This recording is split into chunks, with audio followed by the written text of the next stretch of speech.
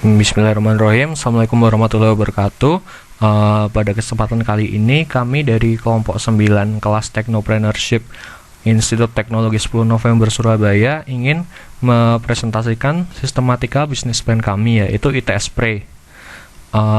Kelompok kami terdiri dari yang pertama Muhammad Hakim El Farouk dengan NRP 02111740000074. Saya sendiri Faris Haji Taruna 02111740000084. Muhammad Nasution Pangestu 0211174000000122 dan Delia Alexio Nunes dengan NRP 04411740007002. Ya, yang pertama saya sendiri Faris Haji Taruna akan mempresentasikan tentang eksekutif summary dari perusahaan kami. ITS Pre sendiri merupakan ide bisnis yang diawali untuk memutus rantai penyebaran virus COVID-19 di Indonesia. ITS Pre menawarkan sebuah produk berupa penyemprot hand sanitizer otomatis tanpa perlu adanya kontak langsung. Yang melatar belakangi munculnya produk ini adalah kekhawatiran pengunjung dan pekerja di tempat umum pada masa pandemi COVID-19 ini. Dari hasil survei yang telah kami lakukan, responden merasa pentingnya penggunaan hand sanitizer di tempat umum jika mereka sulit menemukan tempat untuk mencuci tangan mereka. Diperlukan juga adanya mesin penyemprot hand sanitizer otomatis di tempat umum karena tidak semua orang membawa hand sanitizer-nya masing-masing. Di sini, ITS Pre hadir sebagai solusi untuk permasalahan tersebut. ITS Pre menggunakan sensor ultrasonik, aktuator, dan mikrokontroler Arduino untuk menggerakkan penyemprot hand sanitizer secara otomatis. Pengguna hanya perlu menggerakkan tangannya ke arah sensor tanpa perlu menyentuhnya untuk menyemprotkan hand sanitizer. Hal ini sangat penting karena hampir seluruh kasus penularan COVID-19 berasal dari kontak fisik penderita ke calon penderita lainnya secara tidak langsung, yaitu melewati benda mati. ITS Pre selain mudah digunakan, praktis, bisa disetting, juga murah. Selanjutnya pada bab 2 yaitu Industry Analysis. Dalam bab ini kita akan membahas skala bisnis, struktur industri, budaya pesaing, key sukses faktor, tren industri, dan prospek jangka panjang. Yang pertama kita bahas adalah skala bisnis. Skala bisnis ini masih dalam lingkup Surabaya, menimbang dengan jarak dari lokasi pembuatan maupun banyaknya perkantoran yang ada di Surabaya. Untuk tingkat pertumbuhan, setiap hari akan terdapat pemesanan. Untuk proyeksi penjualannya ditargetkan setiap minggunya terdapat minimal 10 pesanan, mengingat untuk upaya pencegahan penularan virus. Selanjutnya pada bab yang kedua adalah untuk struktur industri. Nah, di sini ada bagan. Nah, untuk intensitas persaingan ini dipengaruhi oleh kondisi diantaranya meningkatnya jumlah pesaing, penurunan permintaan produk, persaingan harga, persaingan dalam hal strategi atau sumber daya. Nah, untuk yang ancaman pendatang baru, ancaman ini muncul jika profitabilitas industri menggiurkan sehingga mendorong pendatang baru untuk masuk. Pendatang baru yang dikhawatirkan memiliki alat yang lebih modern dari produk yang kita tawarkan. Terus untuk selanjutnya ada kekuatan pemasok. Pemasok memiliki kekuatan tawar dalam hal ini ketika terjadi ketergantungan pasokan atau pemasok didominasi oleh produsen yang hanya mementingkan posisi pasar dan tidak menghiraukan kondisi pesaing pasar. Kami memiliki fasilitas refill yang dapat ditemukan di berbagai supermarket terdekat, sehingga kekuatan tawar kami adalah fasilitas refill tersebut. Untuk selanjutnya, kekuatan tawar pembeli. Pembeli memiliki kekuatan tawar dalam situasi yaitu jumlah pelanggan sedikit dalam jumlah pembelian yang besar. Pembelian pelanggan menunjukkan persentase yang besar dari keseluruhan penjualan produk. Hal ini diatasi dengan pemberian isian hand sanitizer gratis dalam setiap pembelian unit. Jadi terdapat beberapa isian hand sanitizer dalam setiap unit. Terus untuk ancaman produk substitusi. Substitusi mempunyai daya tarik dalam hal harga, performansi, atau kualitas yang mengakibatkan pelanggan berpindah.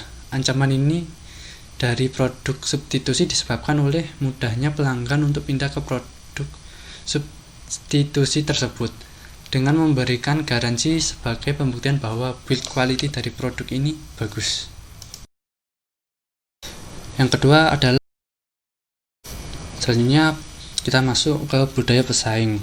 Berdasarkan hasil pencarian terdapat beberapa alat seperti wastafel dan dispenser sabun cair. Model ini dapat Anda tempatkan di mana saja. Dengan tampilan atau model ini menambah kesan indah dan tampak lebih bagus dipandang. Alat ini baik dan bagus diletakkan di kamar mandi, dapur, dan dimanapun yang Anda inginkan. Cocok untuk rumah pribadi, rumah sakit, hotel, salon, makanan, restoran, dan lain-lain.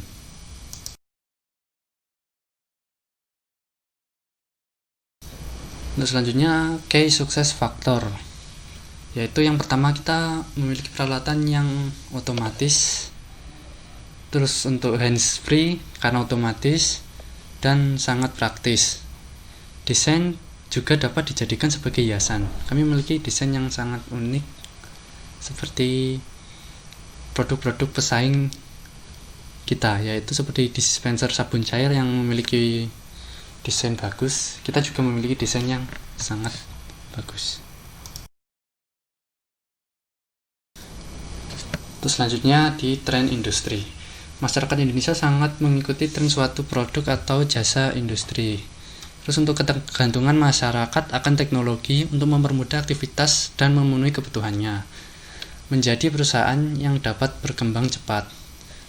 Untuk prospek jangka pendek, meningkatkan kepercayaan konsumen dengan memberikan kualitas pelayanan yang memuaskan dan baik dengan harga terjangkau. Untuk prospek jangka panjangnya, kita meningkatkan laba dan kualitas pelayanan terhadap konsumen.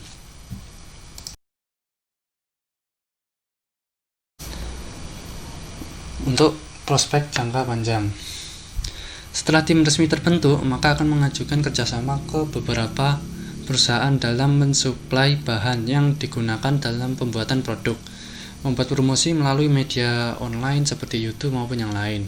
Selanjutnya, jika produk sukses dalam pasar Surabaya, maka akan dilakukan penjualan ke toko di luar Surabaya.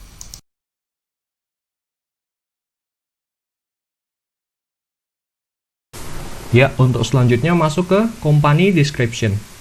Yang pertama, saya akan membahas terlebih dahulu tentang deskripsi perusahaan kami. ITS Spray sendiri adalah perusahaan yang berjalan pada bidang penjualan produk berupa penyemprot hand sanitizer otomatis menggunakan sensor dan microcontroller. Perusahaan ini berfokus untuk membantu memutus rantai penyebaran COVID-19 dengan meminimalisir adanya kontak fisik yang dapat menularkan virus, terutama di tempat-tempat umum. Kemudian, sejarah perusahaan kami didirikan pada tahun 2020 oleh 4 orang mahasiswa yang memiliki latar pendidikan yang berbeda-beda, yaitu yang pertama saya sendiri, Fareza Jitaruna, Muhammad Hakim El Farouk, Muhammad Nasution Pangestu, dan Delia Alexio Nunes. Kemudian berikutnya visi misi dan tujuan perusahaan kami sendiri adalah yang pertama, visi kami menjadi perusahaan yang ikut andil dalam meningkatkan kesehatan dan kualitas hidup masyarakat Indonesia dalam pencegahan virus dan bakteri karena kontak fisik melalui peningkatan efektivitas suatu alat atau produk. Kemudian misi kami ada 2. Yang pertama adalah memutus rantai penyebaran COVID-19 di Indonesia, dan yang kedua adalah menyediakan alat yang dapat mengurangi potensi penyebaran COVID-19 di tempat umum dengan harga terjangkau. Yang ketiga adalah tujuan kami untuk mempermudah penggunaan hand sanitizer jika tidak menemukan tempat cuci tangan tanpa perlu adanya kontak fisik dengan alat yang berpotensi menyebabkan virus COVID-19. Kemudian, jenis produk atau jasa yang ditawarkan oleh kami adalah yang pertama, produk yang ditawarkan adalah alat penyemprot hand sanitizer otomatis. Alat ini dibuat dengan menggunakan aktuator berupa stepper motor, microcontroller Arduino Uno, dan sensor ultrasonik. Ketika hendak menyemprotkan hand sanitizer, pengguna hanya perlu menggerakkan tangan di sekitar sensor ultrasonik.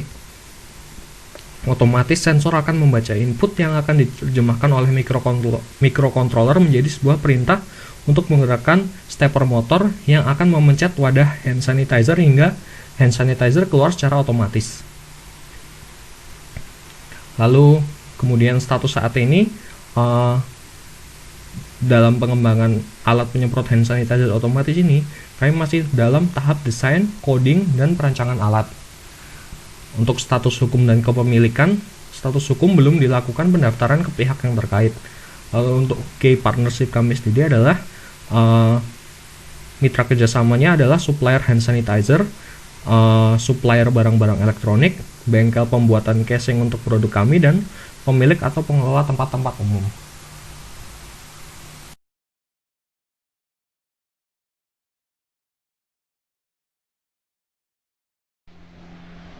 Baik, di sini saya akan menjelaskan tentang manajemen tim and company structure. Pada bagian ini,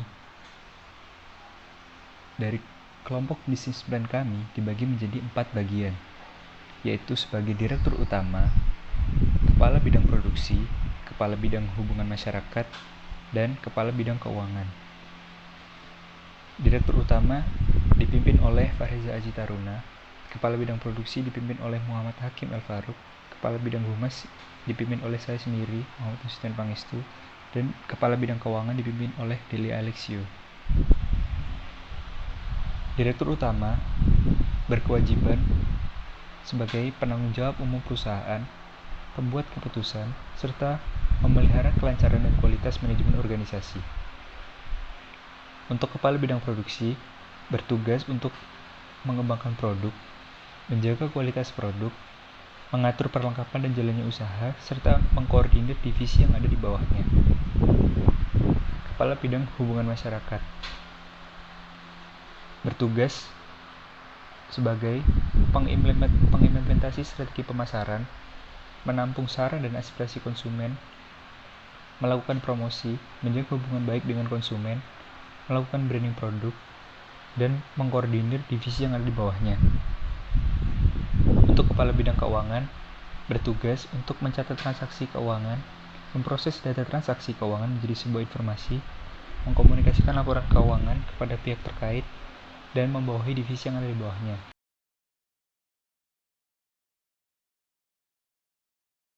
Untuk struktur bagian organisasi, yaitu sebagai berikut. Direktur utama membawahi 3 kepala bidang, yaitu kepala bidang produksi, kepala bidang humas, dan kepala bidang keuangan. Kepala bidang produksi membawahi 3 divisi. Divisi logistik, divisi programmer, divisi assembly, divisi pengemasan, dan divisi quality control. Untuk kepala bidang humas membawahi 3 divisi.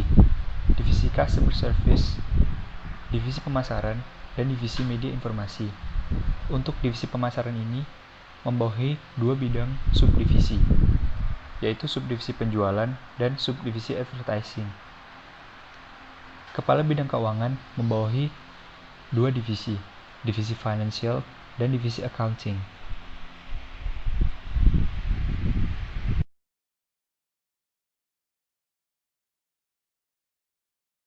Yang akan dibahas berikutnya adalah bisnis model dari perusahaan kami. Yang pertama akan saya bahas adalah tentang key partner sendiri.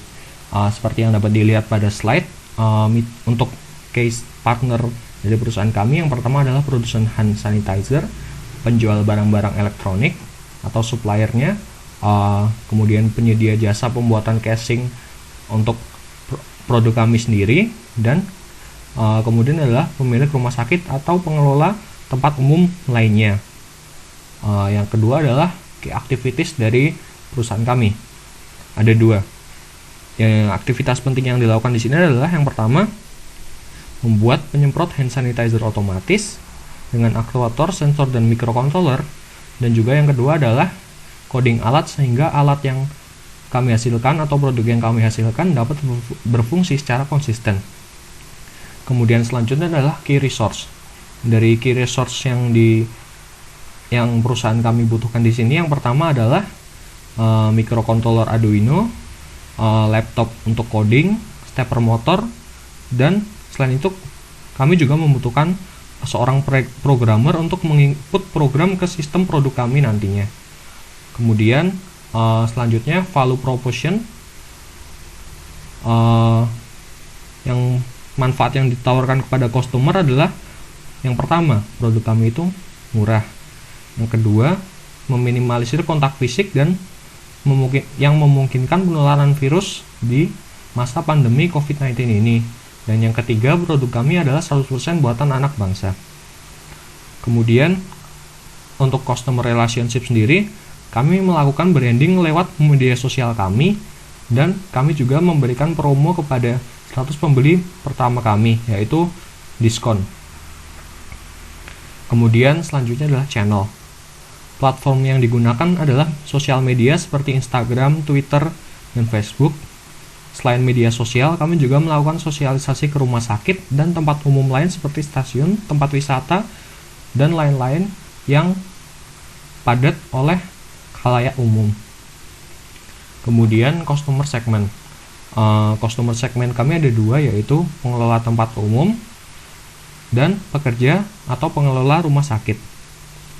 Kemudian untuk cost struktur sendiri, yang pertama adalah jasa programmer. ITS Spray sendiri memerlukan jasa programmer untuk menginput program ke produk kami, sehingga produk bisa berfungsi secara konsisten. Kemudian yang kedua sendiri adalah jasa pembuatan casing, karena casing yang dipakai di produk kami ini harus diproduksi di bengkel karena memerlukan pengerjaan seperti pengeboran dan pengelasan. Kemudian yang ketiga adalah barang-barang listrik seperti microcontroller dan stepper motor dan ultrasonic sensor. Komponen-komponen ini adalah bahan utama dari produk kami, maka dibutuhkan pembelian untuk komponen-komponen elektrik ini. Kemudian yang keempat sendiri adalah biaya marketing, seperti pencetakan pamflet, poster, dan lain-lain untuk promosi, dan untuk biaya internet untuk menjalankan media sosial. Kemudian yang kelima, sensor ultrasonic itu sudah termasuk seperti tadi di poin ketiga. Dan yang terakhir adalah botol dan hand sanitizer sendiri, karena keduanya merupakan komponen utama dari produk kami. Dan yang terakhir adalah revenue stream dari perusahaan kami. Profit yang diperoleh ITS Spray didapat dari hasil penjualan produk kami.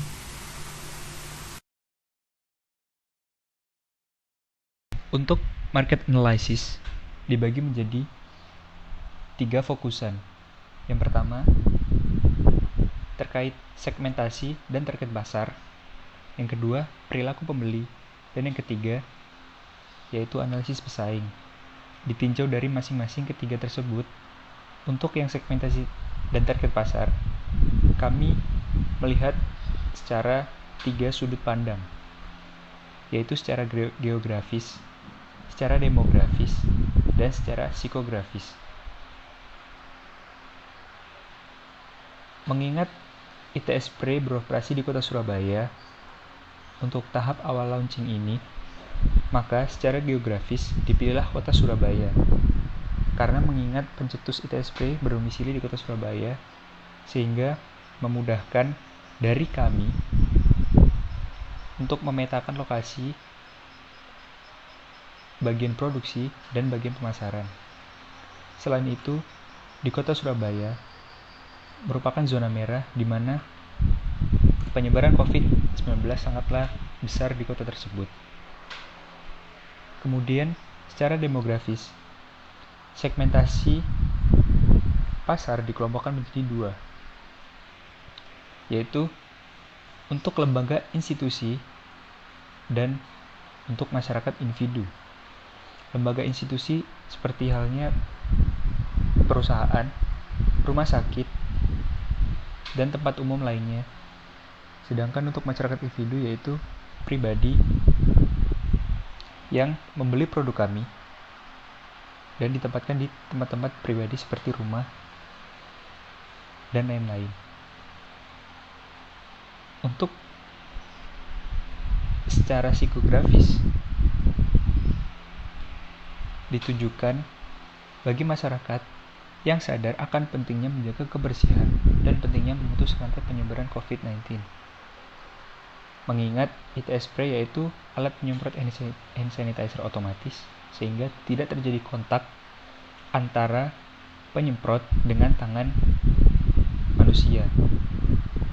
Sehingga diharapkan produk kami dapat memutus rantai penyebaran COVID dan memutus penyebaran sehingga dapat menurunkan jumlah yang terjangkit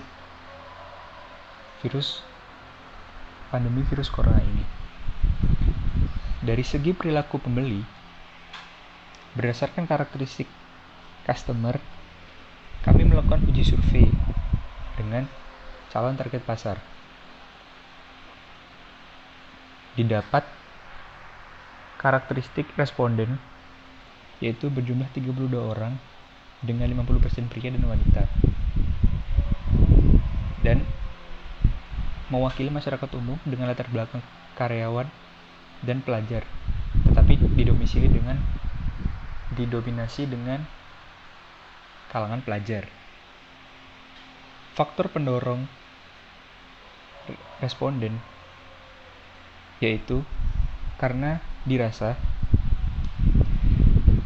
pentingnya menjaga kebersihan selama pandemi virus corona ini, serta komitmen untuk memutus rantai penyebaran COVID-19. Sehingga dari responden yang kami dapat, sebagian besar sangat menyetujui dan mengharapkan produk ini segera diterbitkan di pasaran. Untuk analisis pesaing, sejauh ini tidak ada produk yang menyerupai produk kami, tapi ada produk hampir serupa, yaitu alat pencuci tangan otomatis. Tetapi mengingat alat pencuci tangan otomatis itu sangat mahal dan biasanya ditemukan di tempat-tempat khusus tertentu seperti mall ternama, maka dari itu produk kami dapat mampu bersaing di kalangan pasar menengah ke bawah maupun menengah ke atas.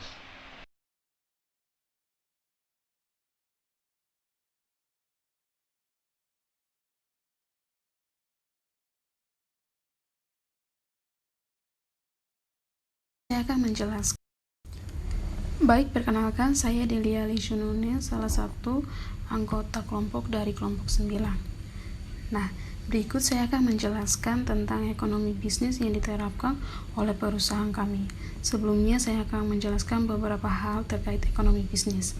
Nah, ekonomi bisnis adalah bidang ekonomi yang mempelajari masalah keuangan, organisasi terkait pasar dan lingkungan yang dihadapi oleh perusahaan. Ekonomi bisnis juga merupakan suatu bidang ilmu ekonomi terapan yang dimana bersetujuan untuk menganalisa usaha bisnis berdasarkan teori ekonomi dan metode kuantitatif.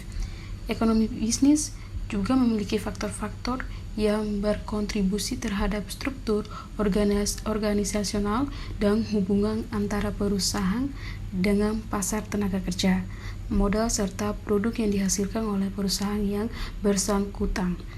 Perlu diketahui juga bahwa ada beberapa faktor yang harus diperhatikan oleh sebelum menjalankan bisnis. Di antaranya seperti organisasi bisnis, strategi dan manajemen ekspansi bisnis serta interaksi antara perusahaan dengan pemerintah seputar regulasi bisnis. Nah, untuk analisa kuantitatif dan perhitungan break-even point, berikut dilakukan proyeksi penjualan produk penyemprotan hand sanitizer otomatis ITS Spray.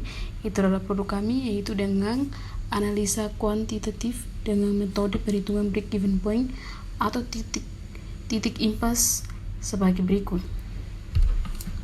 Nah, harga jual per unit dari produk kami yaitu hand sanitizer otomatis atau ITS Spray seharga 325.000. Nah, berikut adalah biaya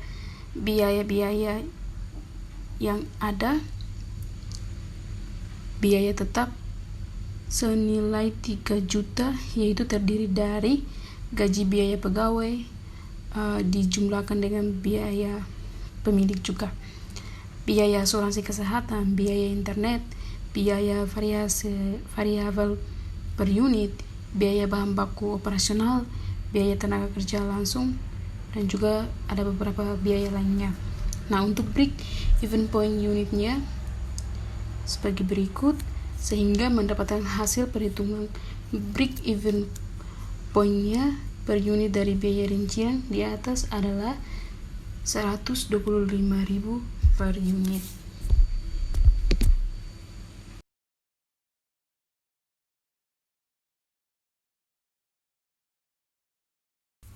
Baik, berikut saya akan menjelaskan tentang penerapan marketing plan di perusahaan kami.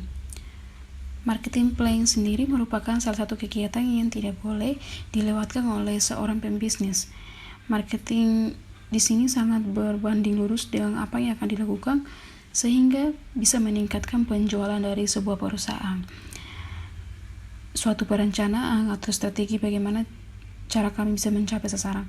Marketing plan pun layaknya sebuah blueprint yang akan menjadi panduan yang untuk melakukan sebuah marketing.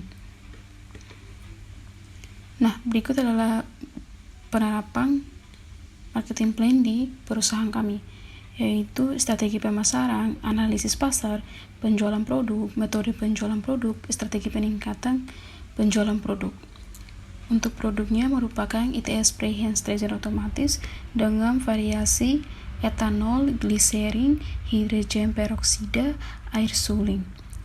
Untuk harganya 325.000, harga pokok produksi, jasa programmer, jasa pembuatan casing, botol hand sterilizer, total biaya sehingga didapatkan 435.000. Nah, untuk tempat penjualannya, hand sterilizer otomatis atau ITS spray ini dapat ditemukan di area ITS, supermarket, atau juga di jasa-jasa penjualan online.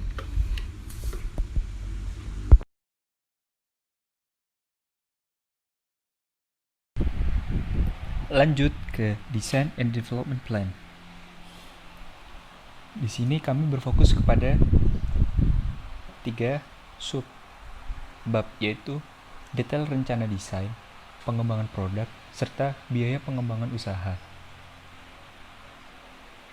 Untuk detail rencana desain, yaitu dapat dilihat seperti gambar berikut. Kami melakukan tahap desain awal saja, yaitu menempatkan hand sanitizer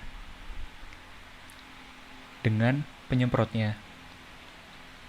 Sebelum itu, di bawah penyemprot terdapat sensor motion, di mana ketika ada suatu gerakan, sensor akan mendeteksi dan microcontroller akan meneruskan sinyal sensor tersebut ke stepper motor sehingga stepper motor dapat berjalan, serta dapat menekan bagian atas dari hand sanitizer sehingga hand sanitizer dapat keluar.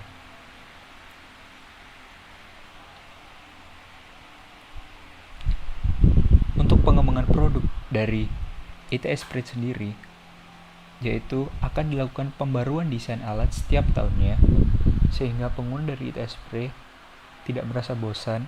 Adanya peningkatan dari segi kualitas, serta kedepannya akan dikembangkan menjadi produk yang tidak hanya bisa digunakan untuk menyemprot hand sanitizer secara otomatis, tetapi juga bisa digunakan untuk mencuci tangan secara otomatis di tempat umum, karena mengingat mencuci tangan lebih efektif dibandingkan dengan penggunaan hand sanitizer. Namun, untuk segi efisiensi, lebih efisien hand sanitizer daripada mencuci tangan di tempat umum. Untuk biaya pengembangan usaha dari bisnis plan kami masih memperkirakan beberapa faktor dan kebutuhan. Untuk biaya desain, packaging produk dan segala macamnya, kami perkirakan budget senilai 1,5 juta rupiah. Untuk biaya perakitan yaitu Rp500.000, dan untuk biaya pengembangan programmer sekitar 2,5 juta rupiah. Dan terkait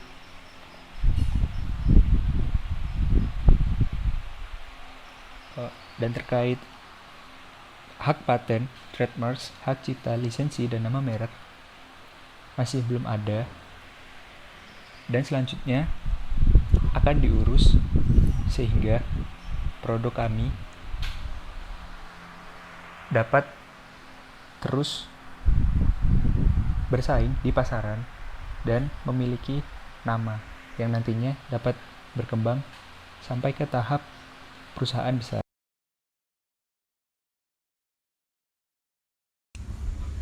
Berikut saya akan menjelaskan tentang operational plan yang dilakukan di perusahaan kami.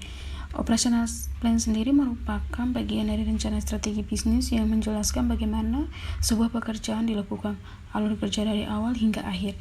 Tujuan dari operational plan adalah sebagai kontrol terhadap suatu proses yang ada di dalam proses bisnis. Nah, ada 3 penerapan di operational plan di usaha kami, yaitu business location, facilities dan equipment, dan operasional perusahaan. Nah, untuk business location-nya, tempat untuk melakukan penjualan dan pengiriman produk kami yaitu di daerah Kecamatan Sukolilo, Surabaya, karena daerah ini merupakan pusat kota yang mudah sekali untuk diakses. Dengan demikian kami lebih mudah menjangkau konsumen dan juga untuk biaya pengiriman akan lebih terjangkau. Nah, untuk fasilitas dan equipment-nya, dalam bisnis ITS Prehem Stretcher otomatis ini, untuk mengelola bahan proses pembuatan kami juga membutuhkan beberapa peralatan penting.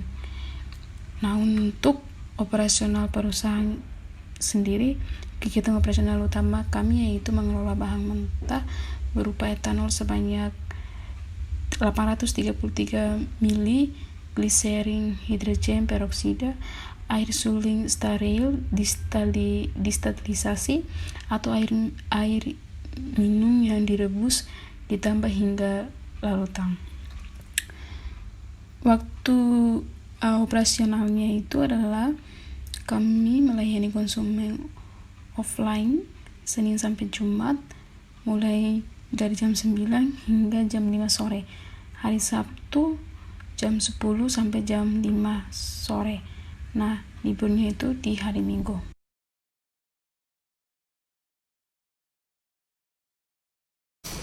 Ya, kita lanjutkan pada bab 11 yaitu overall schedule. Yang pertama itu terdapat fase perencanaan, yang selanjutnya fase pelaksanaan, yang selanjutnya ada fase kontrol. Fase perencanaan. Pada tahun pertama kita melakukan survei pasar. Terus untuk pada bulan kedua kita melakukan survei lokasi dan penyelesaian prototype. Terus selanjutnya pada bulan ketiga sampai kelima kita mengajukan kerjasama ke perusahaan penyuplai bahan untuk pembuatan barang kami. Terus selanjutnya pada bulan kelima hingga ketujuh kita pengisuan mengenai produk melalui poster, banner, dan media sosial, dan juga proses produksi alat. Terus selanjutnya untuk pada bulan ke-8 kita melakukan peluncuran produk secara online. Terus untuk bulan ke-8 dan seterusnya kita melakukan promosi produk melalui berbagai media online maupun offline dan pembukuan keuangan usaha. Terus untuk tahun kedua dan ketiga kita survei lokasi distributor di luar Surabaya dan pengembangan produk agar mengikuti tren sehingga produk tidak ketinggalan zaman. Nah, untuk fase kontrolnya kita akan melakukan kontrol dalam setiap penjualan dan proses produksi.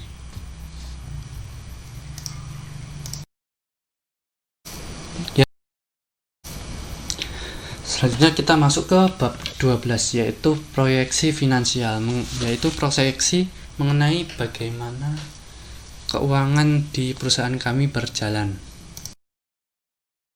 Selanjutnya, untuk penggunaannya dana tersebut pada pembuatan pertama yaitu aset tetap peralatan sejumlah Rp1.500.000. Terus untuk modal usaha, gaji dan upah pertama 1.500.000, persediaan barang dagang 5 juta, iklan dan promosi Rp500.000, biaya lainnya seperti listrik dan lainnya itu 1 juta, sehingga total modal usaha kita dapatkan 8 juta, dan sehingga total dana yang dibutuhkan itu Rp9.500.000.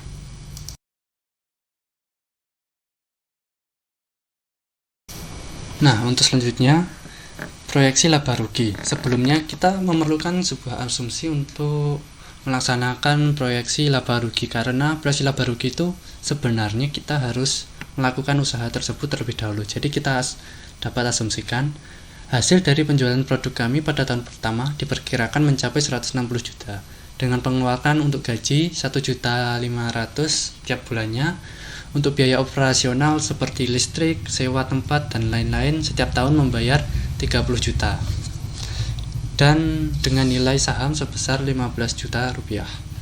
Untuk proyeksi laba ruginya, kita mendapatkan pendapatan penjualan produk sebesar 160 juta rupiah. Biaya penjualan atau biaya penjualan produk seperti pengiriman dan lain-lainnya itu 90 juta rupiah. Ini biaya penjualan itu termasuk pembelian bahan dan lainnya, margin kotor, sehingga kita dapat keuntungan kotornya sebesar 70 juta rupiah. Dan untuk pembayaran gaji dan upah itu sebesar 18 juta rupiah dengan 1.500.000 tiap bulannya. Dan total biaya operasional tetap itu sebesar 30 juta rupiah. Sehingga laba bersih yang kita dapatkan sebesar 22 juta rupiah. Selanjutnya kita melihat proyeksi neraca kita. Yang pertama kita bahas adalah saldo awalnya, yaitu sebesar 9.500.000 rupiah di kas dan bank. Terus biaya dibayar di muka seperti iklan dan lainnya itu 500.000 rupiah. Total aset lancar sebesar 10 juta rupiah. Aset tetap kita memiliki peralatan sebesar 1.500.000 rupiah. Sehingga total aset tetap yang kita miliki 11.500.000 rupiah. Untuk ekuitas pemilik saham biasa 15 juta rupiah, sehingga total ekuitas pemilik 15 juta rupiah. Untuk akhir tahun pertama, kita dapatkan kas dan bank dari laba bersih tadi 22 juta, sehingga total aset lancar di akhir tahun pertama yaitu 22 juta rupiah. Total aset tetap peralatan sebesar 1.500.000 rupiah, sehingga total aset kita 23.500.000 rupiah. Untuk sahamnya kita dapatkan 15 juta rupiah. Untuk laba ditahan, laba bersih tadi 22 juta, sehingga total ekuitas pemilik 37 juta rupiah.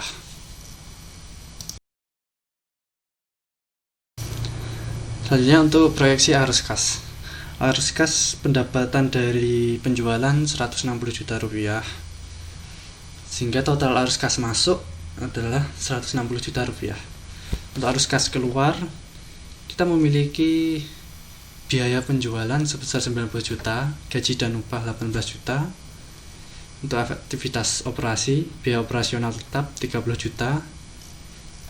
Dan kita belum melakukan aktivitas pembiayaan, yaitu pembayaran utang, bunga kredit maupun percepatan pembayaran, sehingga total arus kas keluar sebesar 138 juta rupiah. Sehingga saldo kas operasi pada tahun pertama sebesar 22 juta rupiah. Karena kita belum melakukan pinjaman dana, sehingga saldo akhir kas kita sebesar 22 juta rupiah.